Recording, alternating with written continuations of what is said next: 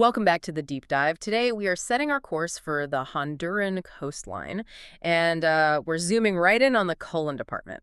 We got a fantastic listener request asking us to really synthesize the geography, the profound history, and I mean, it literally dates back to the moment Europeans first touched the American mainland. It really does. And the modern economic profile of this, well, this incredibly complex region. It's a great topic. We have a pretty dense stack of sources for this deep dive. We've got everything from statistical census data, GDP estimates, all the way to, historical accounts of global significance. Yep.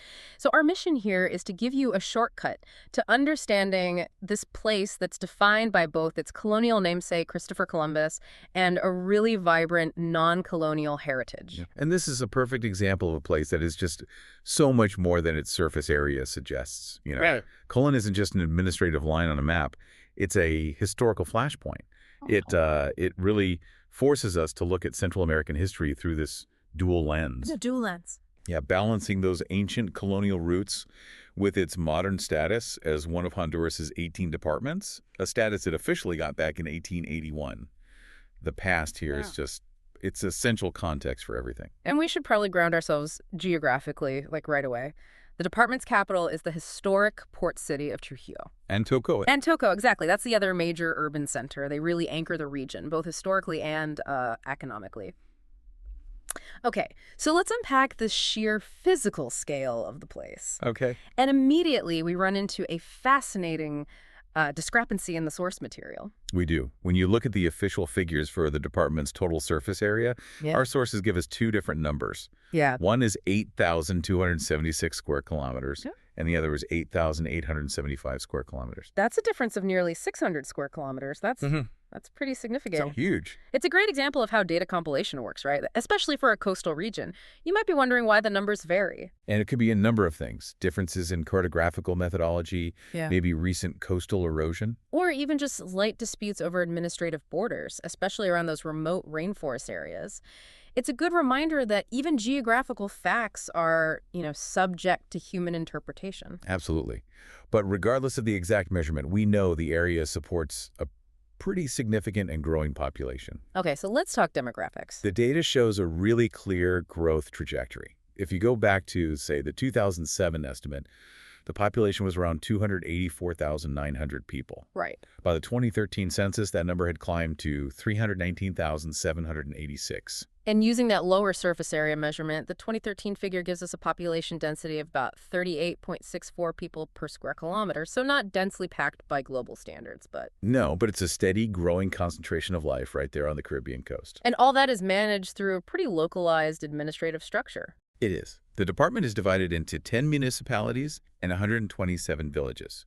It really shows how important local governance is for managing the resources and, well, the diverse populations of the region. And just for clarity, those 10 municipalities are Belfait, Bonito Oriental, Iriona, Limon, Sapa, Santa Fe, Santa Rosa de Guan, Sonaguera, Tocoa, and of course Trujillo. This whole area sits right around 15 degrees, 55 minutes north, and 86 degrees west. And that specific stretch of coastline is precisely where the department's name, Colón, first. Well, it anchored itself to the New World way back in 1502. And this is where the story gets really foundational. It really does. Colón is, of course, named after Christopher Columbus, or Cristobal Colón. But the history attached to that single moment, that naming, is just massive. It shaped the entire region for centuries. Indeed. The historical anchor point is, it's monumental. It set a precedent for European religious and political claims in the whole hemisphere. And Trujillo, the capital, was the actual site of it. The actual site of the first recorded Catholic Mass held on the American mainland. This was in 1502, during Columbus's fourth and final voyage, right when he reached the Honduran shore. Wow. Let's just put that into perspective for you. We're not just talking about some colonial town. We're talking about the site where the religious foundation of an entire continent was symbolically laid. Yes. That is an enormous historical weight for one single location to carry. It is. But what's so vital for understanding Colón today is that the department is absolutely not only defined by this colonial history. Right. The sources all highlight that beyond the historical forts, Colón is famous for its pristine beaches, its expansive rainforested national parks. It's defined by its nature just as much as its history. And culturally, that combination creates a really rich tension. Yeah. I mean, you have the legacy of Columbus, but then counterbalancing that, Colón has a substantial Garifuna population. Which is such a crucial layer to peel back. The Garifuna are descendants of indigenous Arawak and West African people. Their lineage doesn't trace to Columbus at all, but to a completely different, resilient narrative of freedom and cultural maintenance. So it's a counter-narrative living right alongside the colonial one. Exactly. The Garifuna presence provides this rich, powerful, and importantly, non-colonial layer to the department's identity, their language, music, their culture. It's all vibrant. It creates an identity that exists parallel to, and maybe sometimes in subtle resistance against, that overwhelming history of the 1502 Mass. So Colón's identity is kind of intrinsically fractured. Between the history of the conquerors and the history of those who resisted, yes. That blending of cultures. Really? It's what makes the region so compelling. But we do have to talk about the physical remnants of that colonial era, specifically the fort of Santa Barbara. What was its strategic importance? Why does it still loom so large? Well, the fort was originally a Spanish colonial construction. It was designed to protect the port of Trujillo Bay from, rival powers, pirates, the usual suspects. The usual suspects. But its lasting notoriety isn't really tied to the Spanish crown. It's tied to a moment of intense U.S.-Honduran friction in the mid-19th century. And it involves a truly infamous figure, the American filibuster, William Walker. Okay, the term filibuster can feel a bit obscure today. Well- He wasn't just a mercenary, right? That's too simple. It is. Walker was an adventurer who led private military expeditions, which were illegal under U.S. law, by the way, with the specific goal of seizing control of Central American nations. He even installed himself as president of Nicaragua for a while. Wow. His goal was deeply political. It was all tied to this expansionist, manifest destiny ambition in the U.S. He wanted to create new English-speaking colonies in Central America. And crucially, he also tried to reverse local anti-slavery laws to get support from the southern U.S. Exactly. So he was viewed by many in the region as this incredibly dangerous foreign despot trying to undermine their sovereignty. And this ambition, this illegal intervention, ultimately brings him to Colón. The fort of Santa Barbara becomes the dramatic backdrop for his final act. Correct. After repeated attempts to gain control, Walker was finally captured, and in a really significant display of Honduran sovereignty, he was tried and executed By a firing squad. by a Honduran firing squad at the fort in 1860. And that gives us the powerful, specific anecdote for you to carry forward. William Walker's remains are actually buried in Trujillo's graveyard.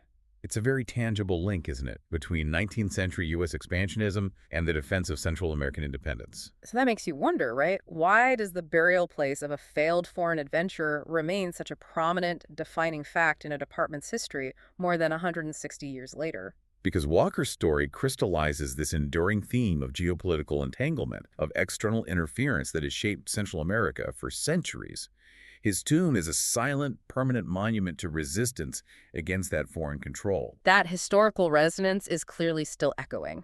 But if that's the heavy historical weight Colón carries, we need to know what that means for its actual operations today. Right. Let's leap forward from 1860 and focus on the modern statistics, the economy. How is the department actually functioning in the 21st century? Well, the economic snapshot, based on 2023 estimates, it suggests a pretty robust, developing regional economy. Okay. We can look at two key metrics. First, the nominal gross domestic product, or GDP, was estimated at about $1.0 billion.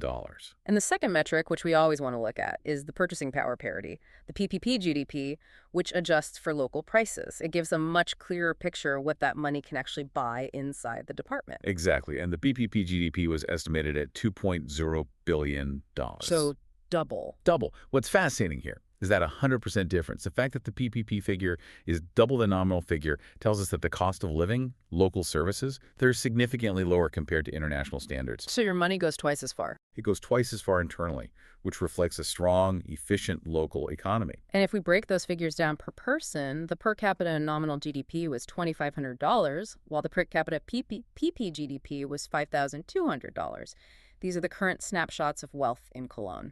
And politically, the department is actively governed. The sources confirm the current governor is Ixer serving from 2022 to 2026, representing the Libre Party. It just shows a functioning contemporary political structure operating in an area defined by all these colonial ruins. The economic data looks pretty promising, but the real measure of success is often, the quality of life. And that brings us to the Human Development Index, or HDI. Right, which combines that economic stability with crucial social factors like health and education. So what's the number? The HDI for Colón in 2021 was measured at 0.599. That score classifies it squarely in the medium development category. Medium. But the ranking provides the real context. This 0.599 score ranks Colón 7th out of the 18 departments of Honduras. 7th out of 18. That's actually quite strong. It places Colón firmly in the upper half of the nation's departments. It does. But I have to ask, if the PPP GDP is $2 billion, suggesting a relatively healthy and efficient local economy, why is the HDI score only 0.599, firmly in that medium category? What might be pulling those crucial social metrics down? That is a fundamental question for understanding modern Colón. The economic output is clearly there, but the HDI points to structural challenges, often in the social components. So education, health. Exactly. The education and health metrics might be lagging behind the pure economic output.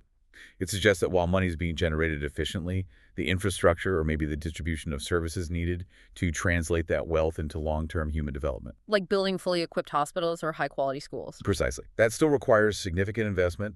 The ranking is good, but the overall score shows there's still substantial room for social progress. That synthesis is just invaluable. We've managed to cover a tremendous amount of detail here, traveling from the moment of European contact all the way to the dynamics of 21st century national rankings. It's a lot to unpack. Let's do a quick recap of the key knowledge nuggets. We started with that geographical data discrepancy and confirmed the 10 municipalities.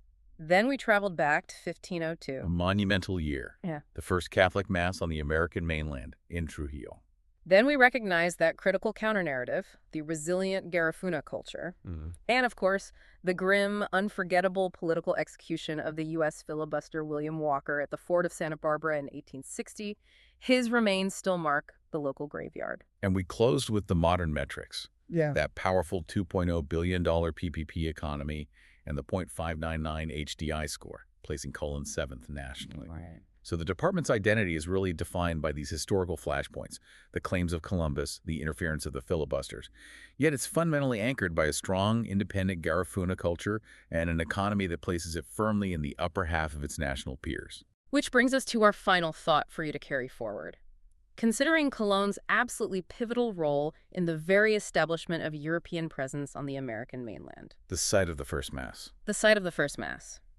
How much does that enormous, complex historical weight and the legacy of external figures like Columbus and Walker, how much does that continue to influence the department's contemporary development? Does carrying the history of foundational colonial contact accelerate progress, maybe because of early infrastructure?